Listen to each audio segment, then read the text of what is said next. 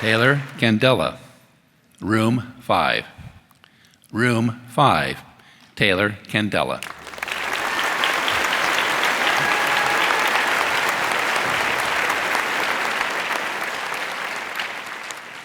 Thank you, contest chair. You're welcome. OB emergency in room 5. I repeat, OB emergency in room 5. Wait a minute, we're in room 5. What's wrong with our baby? Oh my God, what's wrong with my wife? Whoosh.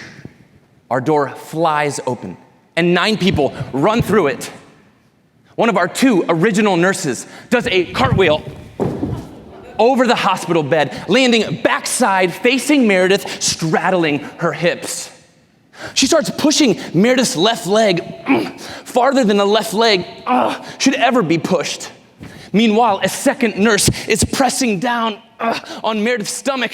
It was all happening so fast. It was organized chaos over there.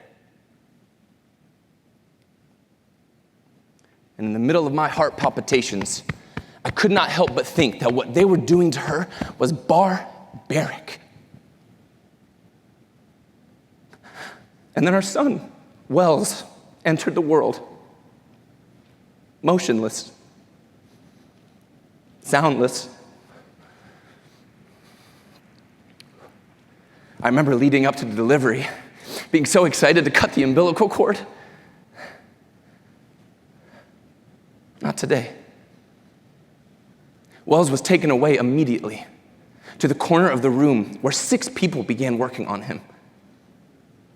Meredith was looking at me, and I will never forget her face as she asked, "Taylor, what's wrong with him?" It took every ounce of my strength to muster up the words, "He's gonna be fine." I was lying through my teeth. I had no idea what was going on. But in that moment, I needed to be strong for my wife, who had just endured a lot of trauma, and on top of that was now panicking. I just prayed. It felt like 15 minutes. In actuality, it was probably 45 seconds before the doctor said what I had lied to my wife about. "He's gonna be fine. Taylor, come meet your son." I walked up to that table, still shaking a little bit. My heart rate was down, though, from 200 beats per minute to a calm 165. And I burrowed through 2 of those 6 people, still working on my son, and I put my index finger underneath his 4 tiny fingers, and he held it. I walk over to Meredith, a tear running down my cheek, and I said, "Babe, I told you, he's gonna be fine." Finally, our first baby, 15 hours of labor, through the night, 4 p.m. to 7 a.m. No epidural. My right hand, broken. I remember at one point, Meredith was 9 centimeters dilated. She was gripping my arm as if she were trying to remove it from my body. She was grunting. She was sweating. She was yelling. And I was thinking, I'm exhausted.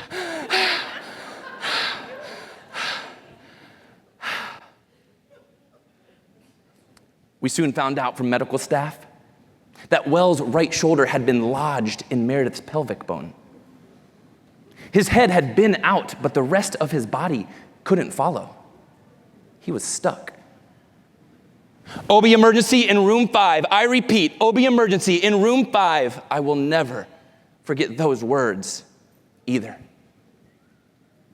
Most babies come out one shoulder at a time, but because Wells' right shoulder was caught, the doctor had to go in, rip his left arm out first to free up space for the rest of his body to follow. 2 major risks of doing that. Number 1, shredding the baby's arm, shoulder, and clavicle beyond repair. And number 2, causing a lot of damage to the mother. The team immediately began mobility exercises on both of Wells' arms. Somehow, some way, Wells had no damage done to his left arm. That seemed impossible after watching what had happened. Meredith, on the other hand, she was a different story. We stayed in the hospital 4.5 days. That is longer than they keep mothers who deliver via C-section. Meredith couldn't walk. When we finally got home, we spent the first 11 nights sleeping on our couch because she physically could not go up the stairs. 11 nights. This was just over 8 months ago. 253 days to be exact. A few of you have met my wife. She is a petite, 5'2", with wedges. Beautiful woman. But ever since room 5, December 12th, 2024, I have looked at her as the strongest person I have ever known. I believe we all have a room 5 moment in our life. A moment where things do not go according to plan. A moment where fear or anxiety or depression or a concoction of all 3 take over. But you're able to conquer that moment. You overcome those emotions. It might take minutes. It might take years. But ladies and gentlemen, my hope is that when you arrive to that barbaric moment, you don't just survive, fellow Toastmasters, you thrive in your room 5.